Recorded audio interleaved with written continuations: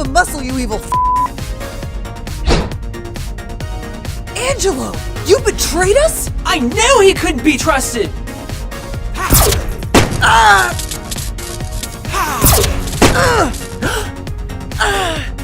We have to stop him, Neutron. It's up to you now. Oh, what a shame! You need a little robot to clean up after you? Now I'll show you my true power! Safety lock disabled! Hey, buddy. Oh. What you doing? Oh, I'm just writing some fan fiction. It's inspired by today's experiment. Unexplored. Unexplored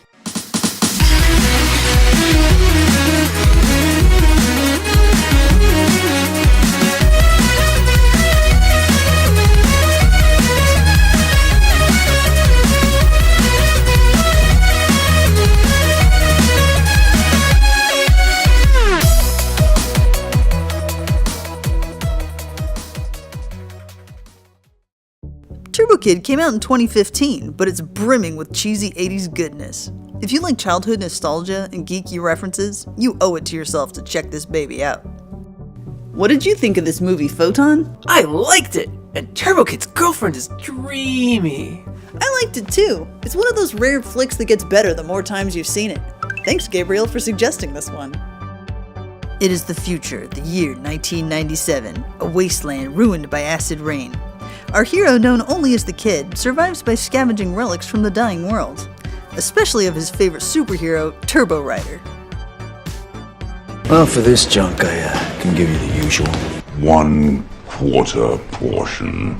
All access to water is controlled by a tyrant named Zeus, who kinda looks like Deacon from Waterworld. Around here, we like to do things with a little more joie de vivre. Blades and fire! You know, I have one simple request, and that is to have sharks with frickin' laser beams attached to their heads. Really, this whole movie is chock-a-block with geeky references from the 80s and 90s. Is that Indiana Jones and the Kali Ma guy arm wrestling? And this guy's name is Bagu, a reference to an obscure character from Zelda 2. Bagu's got a soft spot for the Kid and gives him a new issue of his favorite Turbo Rider. Score! In this grim future, males gain status by threatening wimpy nerds. So I guess it's like a modern middle school. The cowboy is Francis, the arm wrestler, who demands his personal space. What the hell do you think you're doing? You can't just walk into a man's personal bubble.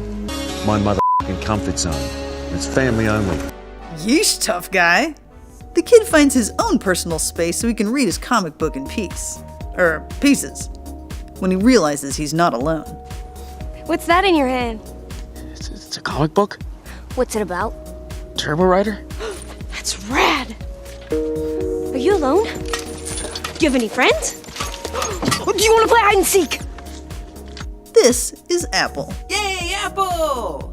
You're probably gonna love this character or she'll drive you crazy. But if you don't like childlike enthusiasm, you probably won't enjoy this movie anyway. I wasn't convinced at first, but she really grew on me. Especially after a secret about her character is revealed halfway through the movie. Ooh, I can't wait! Apple seems really interested in being friends, but he gives her the slip. Whoa! Oh crap, she still followed him back somehow. What are you doing here? Breakfast. She oogles all his geeky things like a comic nerd's dream.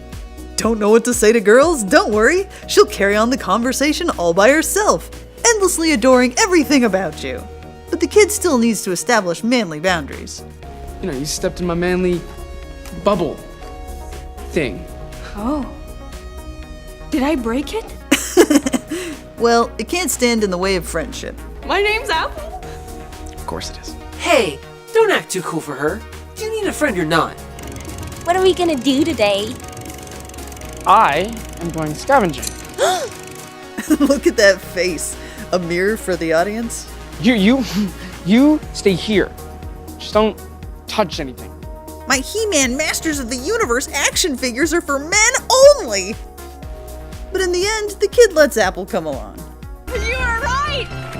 Your manly bubble is really comfortable! Okay, that's pretty freaking funny.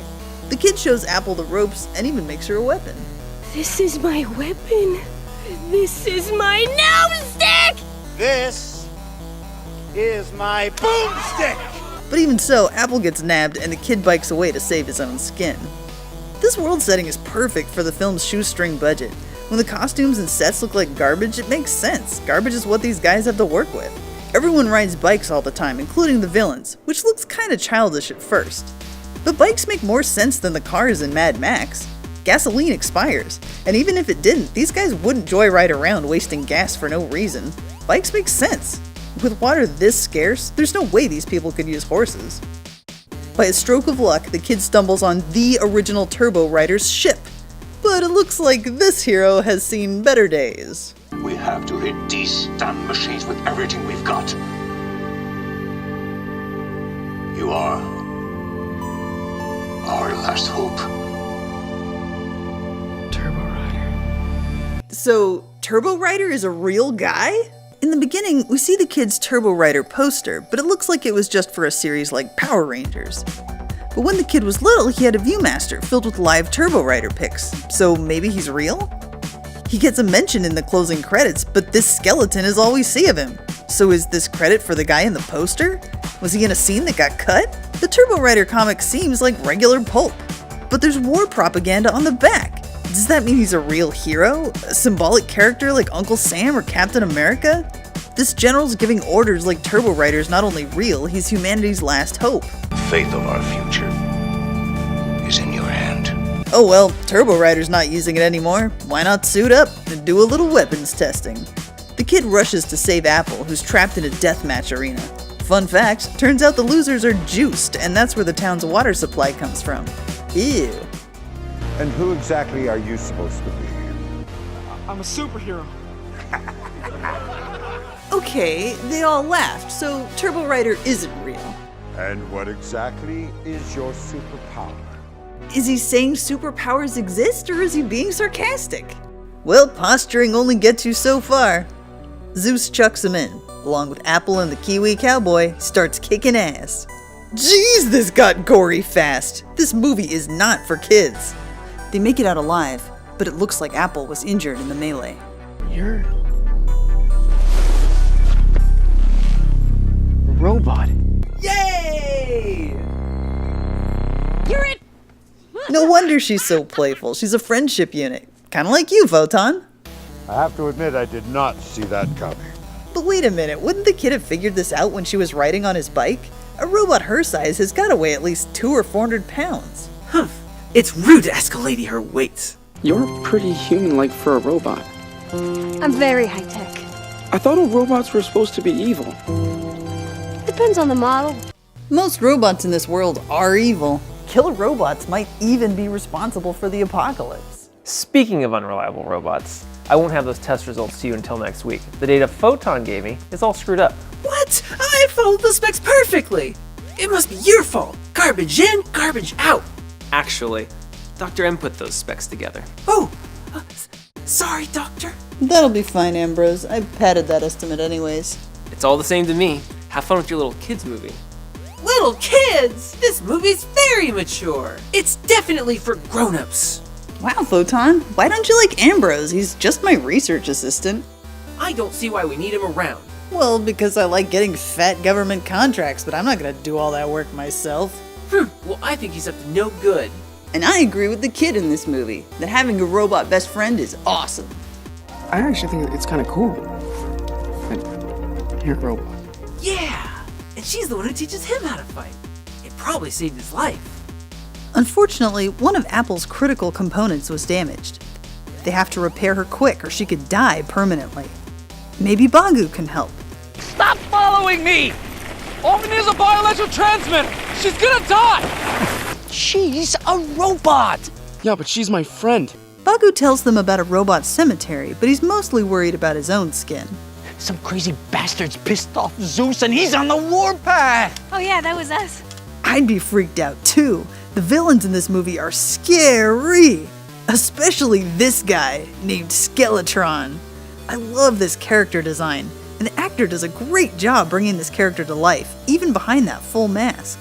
We find out in a flashback that these two bastards were the ones who killed the kid's parents. His mom knows she hasn't got a chance, but she chooses to go down fighting. Then let's make it memorable! Like a boss. Even though Zeus and Skeletron killed his folks, the kid doesn't seem particularly upset with these two. Bad direction, or is the kid just traumatized? For such an innocent character, he doesn't react much to extreme violence. While Apple and the kid are on their way to the robot cemetery, Bagu is captured. In a truly nauseating scene, he wakes up to find his intestines partially pulled out and connected to the wheel of a bicycle. He has to give up the kid's location, or Skeletron will start pedaling and pull his guts out. Ugh, the gratuitous gore is my biggest complaint with this movie. This kind of gleeful disemboweling would fit in the Saw movies or Nightmare on Elm Street, but it's really out of place in Turbo Kid. It's like there were two creative teams behind this movie with totally different ideas. One wanted a black comedy with the gore turned up to 11, and the other wanted a movie about friendship and childhood innocence. Either would be fine, but they don't mesh together. The Evil Dead series is a perfect example of comedic gore done right. With a movie like that, you go in tensed and expecting horrible things to happen. In Turbo Kid, these innocent characters draw you in, and just when you're relaxing into sweet nostalgia, wham! Buckets of gore! Wham! Blender in the eye! It's an emotional sucker punch, and it disrupts the movie's tone. I mean, Bagu's a genuinely caring person. But it's supposed to be funny when he gives up the kid's location and gets gutted anyway? It's like an Itchy and Scratchy cartoon, but without the satire.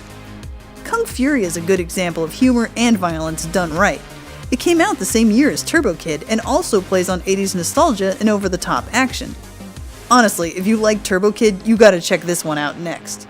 The action scenes are undeniably badass, but they're not gory and they don't have to be. If Turbo Kid's action scenes were more like this, I'd recommend it to anyone, instead of for gorehounds only.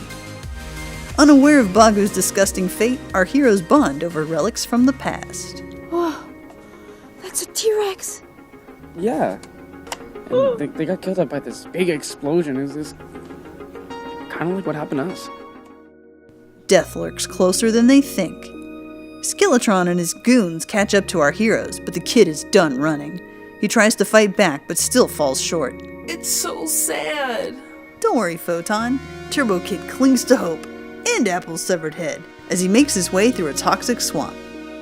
The plaster dinosaurs are probably just relics from an old mini-golf course, but it's good symbolism for Turbo Kid facing oblivion. And since we don't see many children in the movie, it could foreshadow the fate of the entire human race.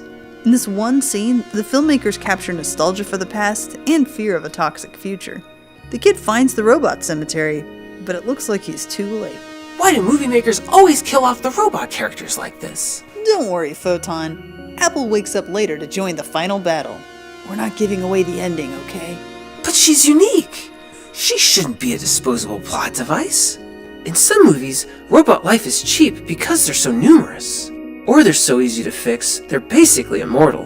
But Apple was manufactured before the apocalypse. There will never be another one like her. Without skilled mechanics, she's very mortal. She has memories and a lovable personality. It's not fair they killed her so easily. I'm with you, Photon. It's kind of like how black characters usually die in horror movies, but I do think movies are getting better about this with time. And you're asking the right kind of questions. We can see that the kid really cares about Apple.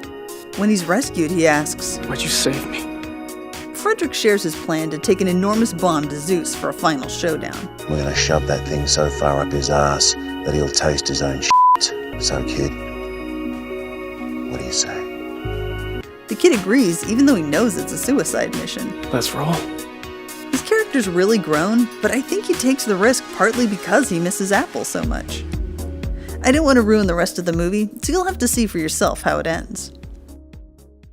After a first viewing, I thought Turbo Kid was fun, mindless entertainment. Highly recommended. And as I watch it again, I could see how it's the story of a kid's journey to manhood. As a child, he's helpless to save anyone, and the villains only spare him because they're sure he's going to die on his own. You won't last long right there. As he grows up, the kid is still pretty childish. He won't even let Apple touch his toys. When he finds the suit, he starts to look the part, but he's mostly posturing. After all, he didn't throw himself in the pool, he was thrown. He becomes more heroic as the story progresses, risking his life for a friend and then facing death for the greater good. He faces his fears using his mother's phrase. Then let's make it memorable. And in the heat of the final battle, he shows mercy to his enemies. His transformation to a true hero is complete. Turbo Kid is a retro blast. It could have been a great coming-of-age movie, but the gratuitous gore means I don't recommend this one for young viewers. But if you enjoy campiness, nostalgia, and the radical 80s, this movie can't be missed. Thanks for stopping by. We'll see you next time.